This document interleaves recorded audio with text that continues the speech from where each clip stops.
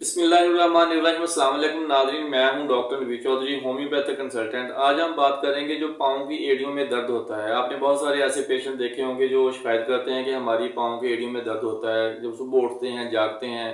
ख़ास तौर पे औरतों में ये ज़्यादा पाया जाता है।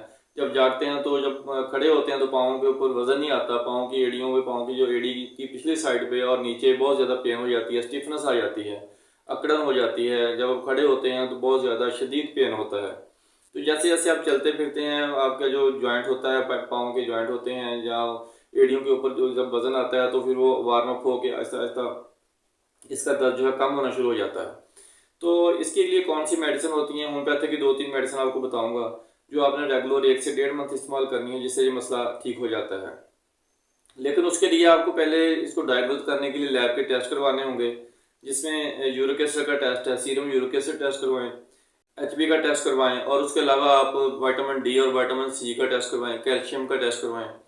लेकिन अगर आप टेस्ट नहीं भी करवाते तो आपको दो ऐसी मेडिसिन बताऊंगा कि अगर इनमें कोई चीज़ कम है या ज़्यादा हुई है, जैसे अगर एचबी कम हुई है तो उसका तो ट्रीटमेंट प्रॉपर आपको अलग से करवाना पड़ेगा। लेकिन अगर यूरिक एसिड आपका बढ़ा हुआ है, मोस्टली ये 90% या 95% ये जो प्रॉब्लम होती है ये यूरिक एसिड के बढ़ने से ही होती है।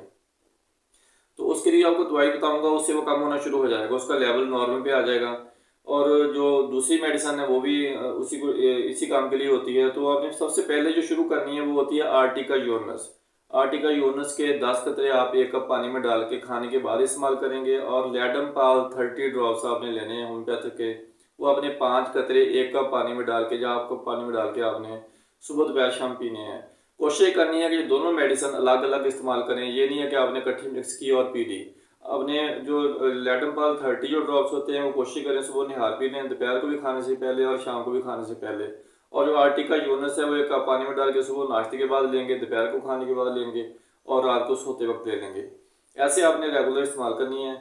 इसकी एक एक बोतल जो है वो इस्तेमाल करने के बाद आप कमेंट्स में मुझे या मेरे व्हाट्सएप पे मुझसे पूछ सकते हैं दोबारा।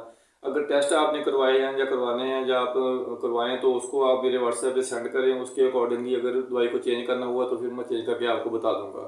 तो ये दो मेडिसिन बहुत ही अच्छी हैं पाँव की एड़ियों के जो दर्द के लिए या स्वेलन के लिए या अकड़न के लिए कह लें, तो इससे ये मामला ठीक हो जाता है। वरना एलोपैथी में तो आपको पता है कि आप इसकी पेन किलर मेडिसिन खाते रहते हैं तो ठीक है, जब छोड़ते हैं तो वो पहले से भी ज़्यादा होना शुरू हो जाता है।